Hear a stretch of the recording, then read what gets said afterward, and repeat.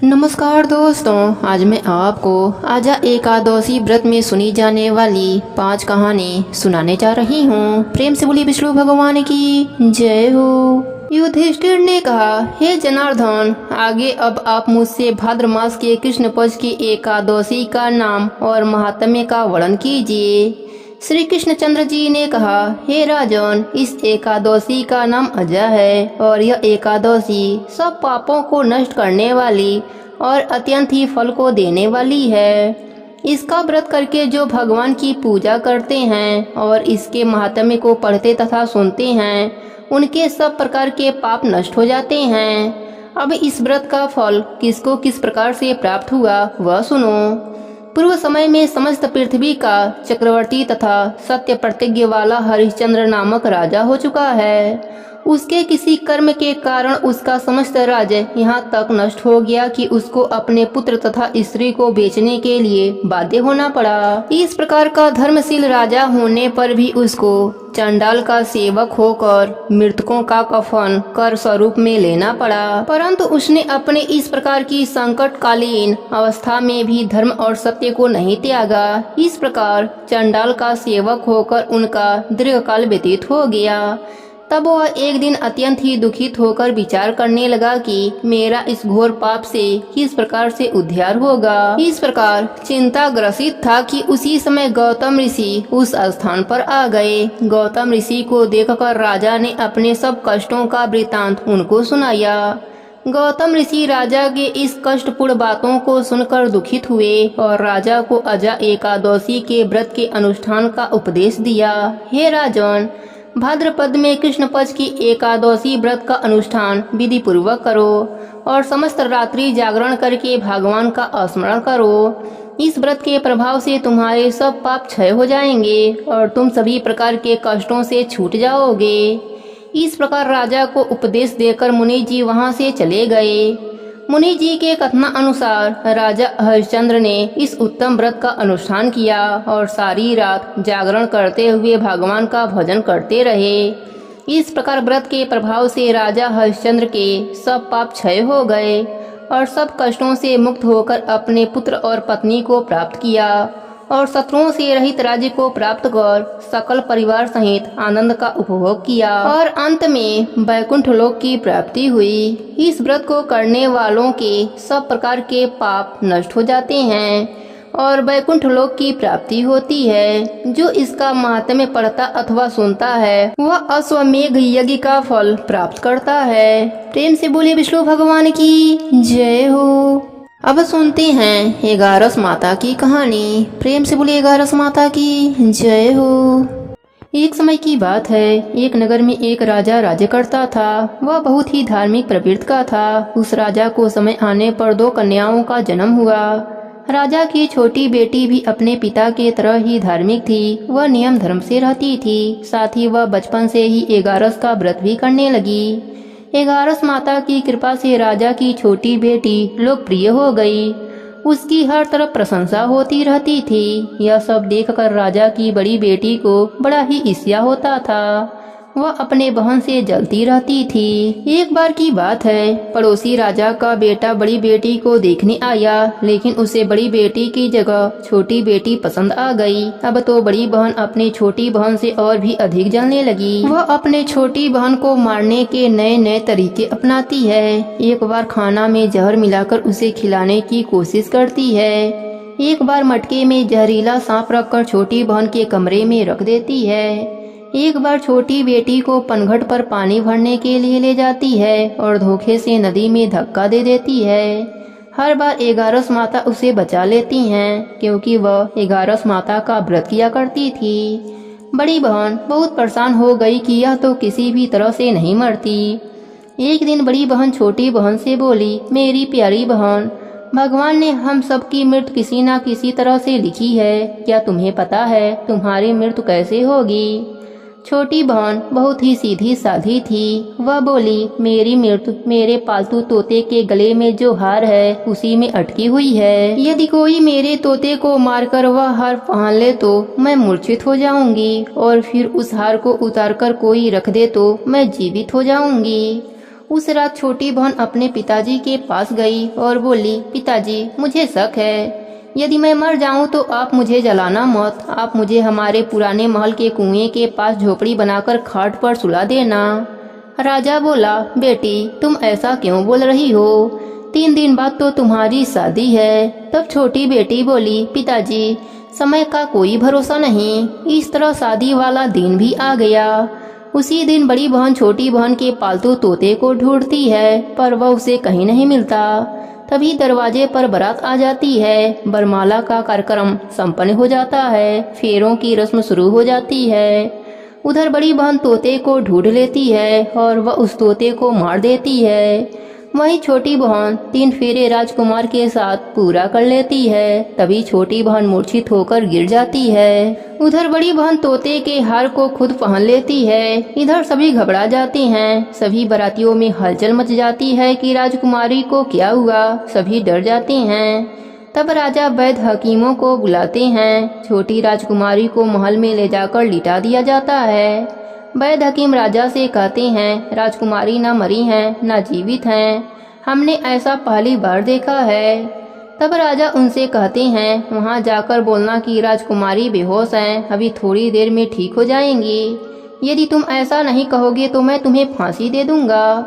बेचारा वैद्य हकीम राजा के कहे अनुसार वैसा ही बोलता है।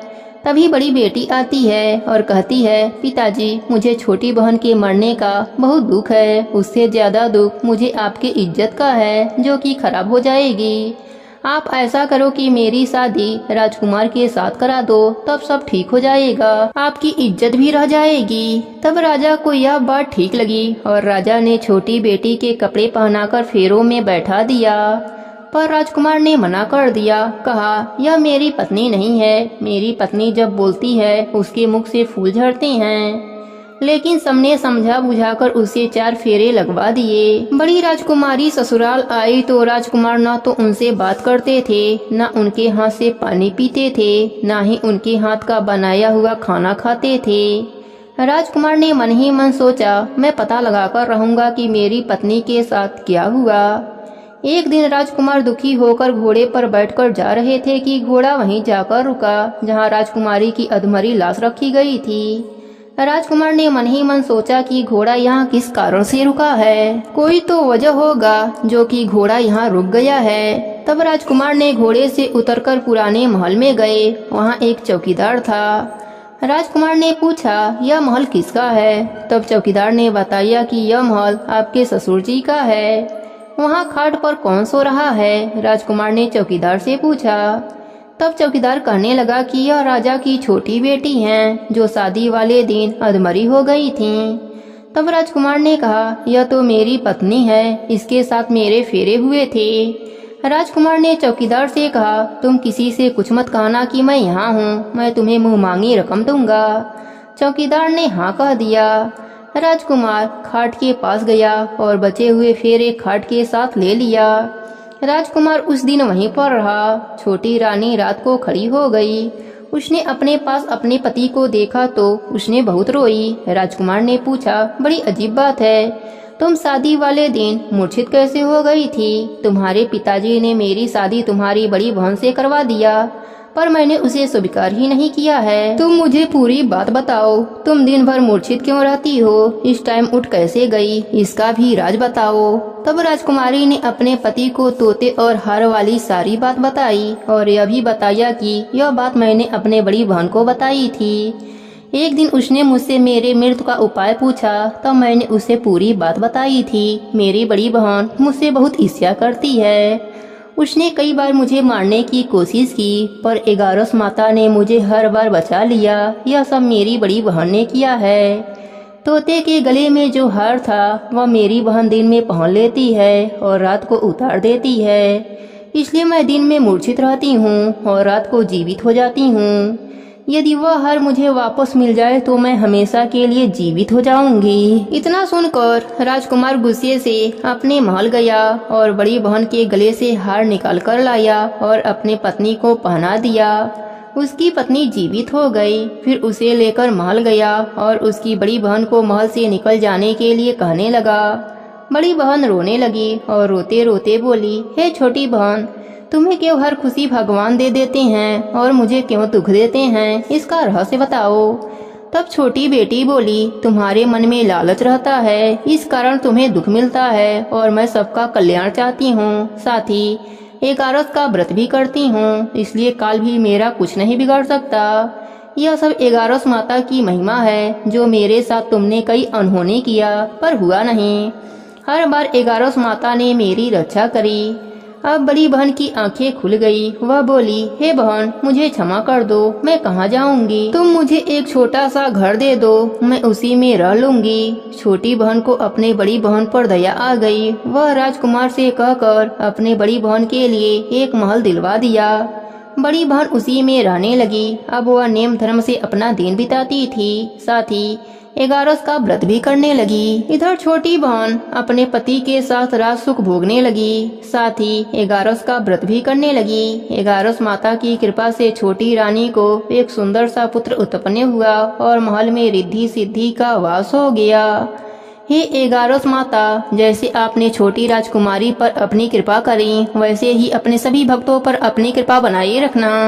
प्रेम से बोलिए एकादश माता की जय हो, विष्णु भगवान की जय हो। अब सुनते हैं तुलसी माता की कहानी। प्रेम से बोलिए तुलसी माता की जय हो। एक समय की बात है, एक गांव में एक भाई बहन रहते थे। बहन बाल विधवा थी। वह नित्य नियम निभाती थी, धार्मिक विचारों वाली थी, हमेशा पूजा पाठ भजन कीर्तन से अपना समय बिताती थी।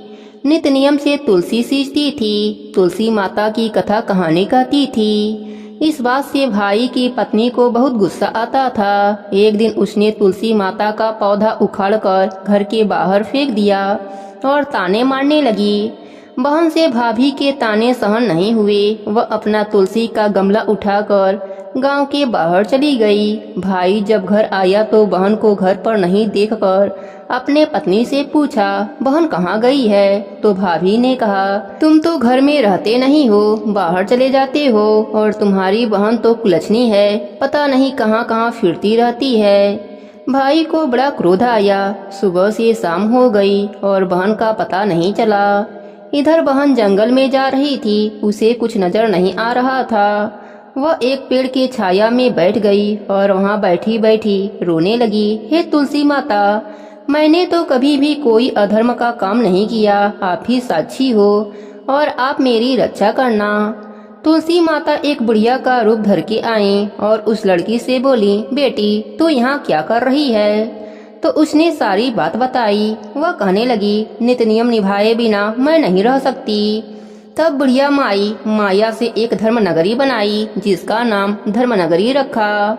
अब जगह जगह उस नगरी की चर्चा होने लगी कि वहाँ एक बहुत ही धर्म की स्त्री रहती है। और इधर तुलसी माता के कोप से बहन के जाते ही भाई भाभी पर दुखों का पहाड़ टूट पड़ा। वह घर घर भिक्षा मांगने लगे। एक दिन उन्हें पता चला कि धर्म नगरी में एक बहुत ही धार्मिक महिला रहती है।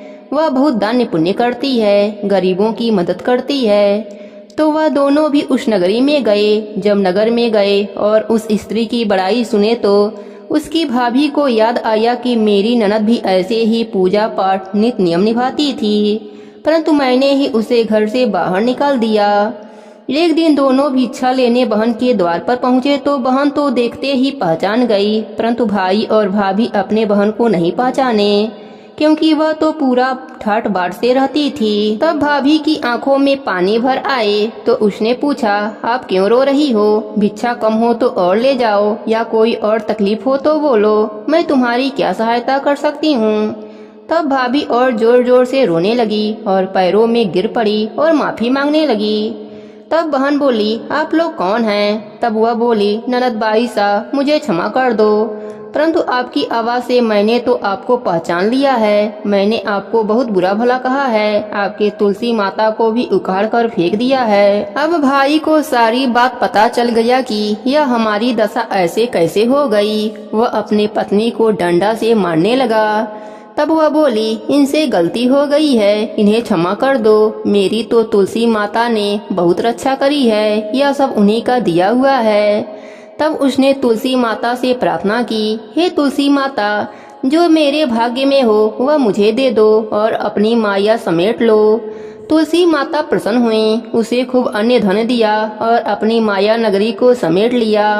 अब भाई अपने बहन को लेकर अपने घर आ गया। अब उसका घर अन्य धन से भर गया और सब खुशी खुशी से साथ में रहने लगे। अब ननद और भाभी मिलकर तुलसी सींचते और वहीं बैठकर तुलसी माता की कथा कहानी कहते और सुनते। तुलसी माता के कृपा से उन्हें इहलोक में सुखों की प्राप्ति हुई और मरने के बाद वैकुंठ लोक का सुख मिला। हे तुलसी माता, जैसे आपने ननद पर अपनी कृपा करी, वैसे ही अपने सभी भक्तों पर अपनी कृपा बनाए रखना। सबके व्रत को पूर्ण करना, कहानी अधूरी हो तो पूरी करना, पूरी हो तो मान रखना। प्रेम से बोलिए तुलसी माता की जय हो, विष्णु भगवान की जय हो। अब सुनते हैं राधा कृष्ण की कहानी। द्वापर युग की बात है। भगवान श्री कृष्ण की लीला काल का समय था। गोकुल में एक मोर रहता था। वह नित्य प्रति भगवान की लीलाओं को देखता था और भगवान की कृपा पाना चाहता था। वह मोर भगवान के द्वार पर जाकर डेरा डाल लिया और भगवान के नाम का रट लगाने लगा। जब भी भगवान बाहर भीतर आते जाते मोर गोविंद गोविंद गोपाल गोपाल रटता रहता था। ऐसे ही करते करते साल बीत गए, परंतु भगवान का ध्यान उस पर नहीं गया। एक दिन वह काफी निराश हो गया और रोने लगा। उसी समय वहां से एक मैना उड़ती हुई जा रही थी। उसकी नजर रोते हुए मोर पर पड़ी तो वह उसके पास आई और मोर से रोने का कारण पूछा। और मैना ने कहा, मैं बहुत हैरान हूँ कि भगवान कृष्ण के द्वार पर कोई रो रहा है। मोर ने कहा कि मैं पिछले 1 साल से इस छलिए के द्वार पर बैठा हूँ। मैं इनकी कृपा दृष्टि चाहता हूँ, पर इन्होंने मुझे एक बार भी नहीं देखा, इसलिए आज निराश होकर मेरी आंखों से आंसू निकल आए। मैना ने कहा, तुम चिंता मत करो, मैं श्री राधे जी के बरसाने से आ रही हूँ। वह बहुत ही दयालु हैं। तुम मेरे साथ बरसाना चलो, वे तुम पर अवश्य कृपा करेंगी। दोनों बरसाना की ओर उड़ चले। राधा रानी के द्वार पहुँचते ही मैना ने राधे राधे बोलना शुरू कर दिया, परंतु मोर वह तो राधा रानी के द्वार पर भी पहुंचकर अपने प्रिय को नहीं भूल पाया और वहां भी बोला, हे गोविंद, हे गोपाला। मोर के मुख से गोविंद का नाम सुनते ही राधा रानी दौड़ी आई और मोर को अपने हृदय से लगा लिया और पूछा, हे मोर, तू कहाँ से आया है? तब मोर बोला, जय हो राधा रानी की। आज तक सुना था कि आप करुणामयी हो, परंतु आज देख भी लिया। राधा रानी बोली, वह कैसे? तब मोर ने कहा, मैंने एक बार आपके द्वार पर आकर गोविंद को आवाज लगाई और कृपा बरसाने दौड़ी चली आई, और एक वे हैं मेरे श्री कृष्ण। पिछले 1 वर्ष से द्वार पर पड़ा कृष्ण कृष्ण कह रहा हूँ, आना तो दूर एक नजर भर देखा भी नहीं। तब राधा रानी ने कहा, अरे नहीं मेरे कृष्णा, ऐसे नहीं हैं। अब तुम जाओ और जाकर फिर से उनके द्वार पर आवाज लगाना, परंतु इस बार राधे राधे बोलना। मोर ने राधा रानी की बात मानी और तुरंत वहाँ से गोकुल आ गया और आते ही रटने लगा, राधे राधे। जब भगवान कृष्ण ने यह सुना कि द्वार पर कोई राधे राधे पुकार रहा है तो भागते हुए मोर के पास आए और उसे गले से लगा लिया और पूछा, अरे मोर, तुम कहाँ से आए हो? मोर ने कहा, वारे छलिया, पिछले 1 वर्ष से तुम्हारे नाम का रटना कर रहा हूँ। आना तो दूर कृपा दृष्टि से देखा भी नहीं, जल की एक बूंद भी नहीं पिलाई, और आज श्री राधे जी का नाम सुनते ही दौड़े चले आए। भगवान श्री कृष्ण बोले, अरे मोर, बातों में मत उलझाओ, पूरी बात बताओ। तब मोर ने कहा, पिछले काफी समय से आपके द्वार पर खड़ा आपके नाम का रट लगा रहा हूँ, किंतु आपने कोई ध्यान नहीं दिया, तो मैं बरसाने श्री जी के धाम चला गया। और इस तरह मोर ने सारा वृतांत भगवान को सुना दिया। तब भगवान श्री कृष्ण बोले, तुम मेरे द्वार पर थे, तुम्हें मैं जल की एक बूंद ना पिला पाया, यह मैंने पाप किया है, और राधा नाम लेकर तूने मुझे पा लिया, यह तेरा सौभाग्य है। तेरे मुख से राधा नाम निकला, तू बड़ा बड़भागी है। इसलिए मैं तुझे यह वरदान देता हूँ कि जब तक यह सृष्टि रहेगी तेरा पंख सदैव मेरे शीश पर विराजमान रहेगा, और जो भी भक्त राधा रानी का नाम लेगा वह सदैव मेरे शीश पर रहेगा, मेरे कृपा का पात्र रहेगा। इसलिए यदि भगवान कृष्ण को पाना चाहते हैं तो प्रेम से बोलते रहिए राधे राधे।